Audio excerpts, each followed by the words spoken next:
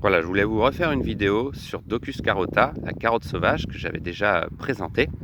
Donc c'est une plante qui appartient à la famille des Apiacées et qui est comestible. Et je voulais revenir en détail sur cette espèce afin de ne pas la confondre avec d'autres espèces toxiques, voire mortelles de ce groupe. La première chose déterminante, fondamentale, c'est la présence de poils sur la tige ainsi que sur la nervure centrale des feuilles. Là on le voit très bien, la présence de ces poils. Vous avez également des poils sur la tige des feuilles. Donc les feuilles, lors du froissement, dégagent une odeur de carotte très nette.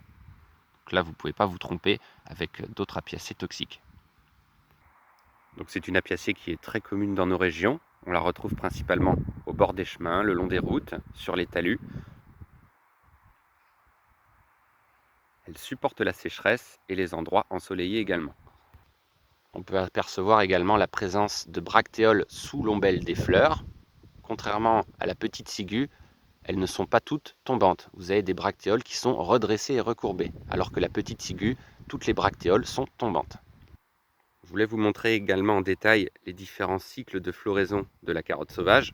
Donc là, c'est le premier cycle. On n'aperçoit pas encore les fleurs, mais l'ombelle forme un nid d'oiseau.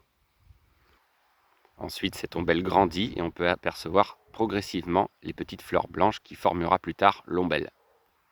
Donc voici l'ombelle qui commence à se former, qui sont légèrement rosâtres à l'extérieur, et on peut apercevoir, ce qui n'est pas toujours le cas, une petite fleur pourpre stérile au centre, comme ici.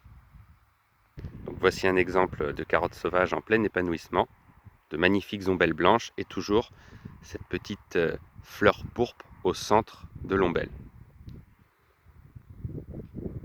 Donc ce n'est pas toujours le cas, il y a des ombelles où on n'aperçoit pas cette petite fleur pourpre, mais majoritairement elle est présente.